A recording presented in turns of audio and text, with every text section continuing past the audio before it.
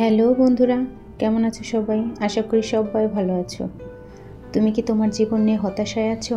জীবনে পরিবর্তন আনতে চাও? তাহলে আজকে আমার কথাগুলো মন দিয়ে শোনো। আজ আমি বলবো লাইফ চেঞ্জিং কিছু কথা। নীরবে কঠোর পরিশ্রম করো, তোমার সাফল্য তোমার জন্য চিৎকার করবে। জীবনের সবচেয়ে বড় আনন্দ হলো সেই কাজ করা যা মানুষ বলে তুমি করতে পারবে না।